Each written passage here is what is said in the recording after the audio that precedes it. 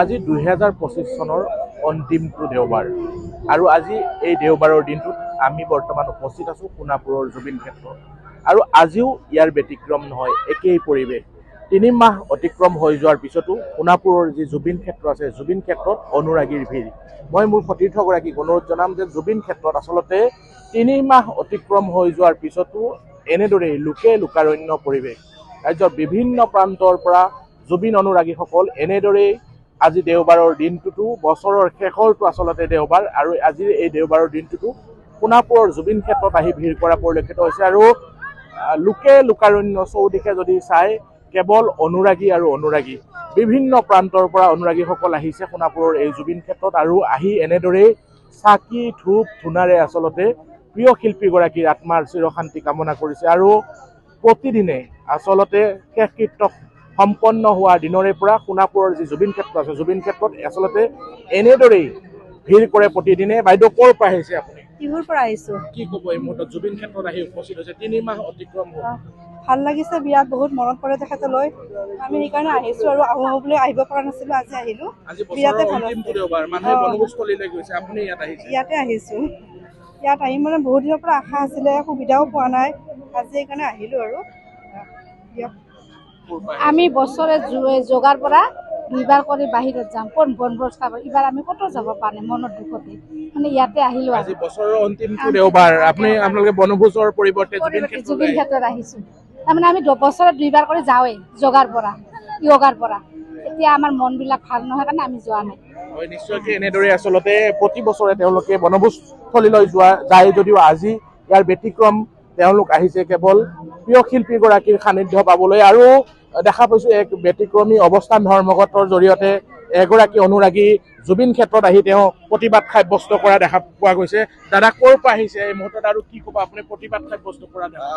তাৰমানে মূল কথাটো হৈছে যে যিটো কৰি তদন্ত হ'ব লাগিছিলে সেইটো কৰি তদন্ত হোৱা নাই আৰু আমাক লাগে যে আমাক এতিয়া ফাষ্ট ট্ৰেক কোৰ্ট দিম বুলি কৈছে আৰু তেওঁলোকে চৰকাৰে যিখন ফাষ্ট ট্ৰেক কোৰ্ট দিব বিচাৰিছে সেইখন ফাষ্ট ট্ৰেক কোৰ্টত 14-15 বছৰ লাগিব আৰু আমাৰ লাগে special designated fast track court লাগে। আমাক মানে আমি চৰকাৰক দাবী জনাইছোঁ যে আমাক special designated fast track court লাগে আৰু দ্বিতীয়তে আমাৰ ইহঁতত থকা বাকী 11জন অপৰাধীক অতি শীঘ্ৰে গ্ৰেপ্তাৰ কৰি তেওঁলোকৰ তদন্ত আওতালৈ আনক।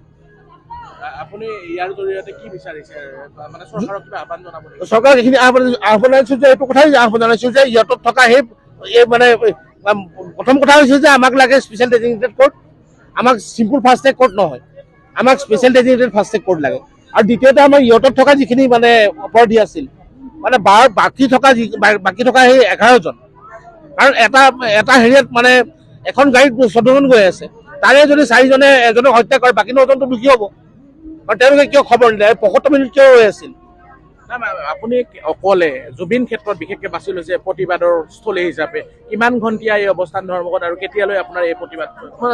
কিমান ঘণ্টীয়া বুলি নহয়, আচলতে আমি মাজে মাজে অফ কৰি থাকোঁ। অকলে আছোঁ যদি কিবা এটা মানে হেৰি কৰিবলৈ ইফালে যাবই লাগিব, ৰাতিপুৱা একো খোৱা নাই ধৰক কিবা এটা খাবও লাগিব।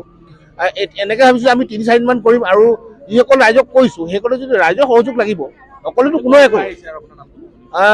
মই আহিছোঁ যোৰহাটৰ পৰা, মোৰ নামটো মন্টু দত্ত। আজি পুৱাৰ পৰা আছিল আচলতে এই অৱস্থান? হয়, পুৱাৰ পৰা কৰিছোঁ।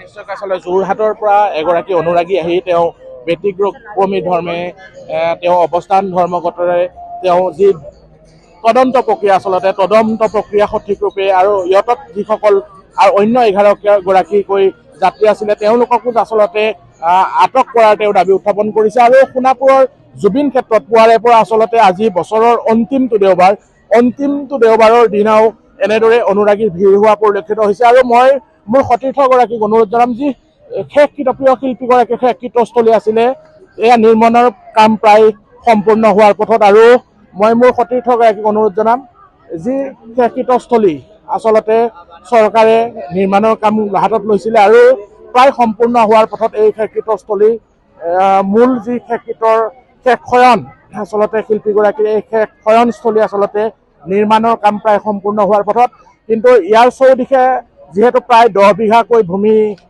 প্ৰশাসনে ইয়াত আবণ্টন দিছে, বাকী কাম বাকী আছে এই মুহূৰ্ততো আৰু এই মুহূৰ্তত কিছু অনুৰাগী আছে। দাদা ক'ৰ পৰা আহিছে? দাদা ক'ৰ পৰা আহিছে আপোনালোকে? আমি হয় কি কয়তো হেৰি বৰাগাঁৱৰ পৰা আহিছোঁ। জুবিন ক্ষেত্ৰত আহিছে?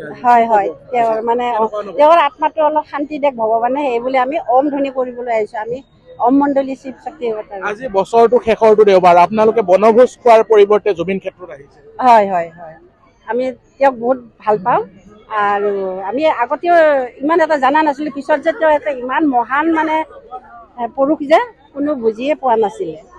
সেইকাৰণে আমাৰ বহুত হেৰি লাগিছে আৰু দুখ লাগিছে, আৰু তেওঁৰ আত্মাটো শান্তি দিয়াৰ কাৰণে আমি ভগৱানৰ ওচৰত প্ৰাৰ্থনা জনাইছোঁ। নিশ্চয়কৈ অনুৰাগীসকল এনেদৰেই বছৰৰ শেষৰ যিটো দিন দেওবাৰ, এই দেওবাৰো সোণাপুৰৰ যি জুবিন ক্ষেত্ৰ আছে, জুবিন ক্ষেত্ৰত এনেদৰেই ভিৰ কৰা পৰিলক্ষিত হৈছে।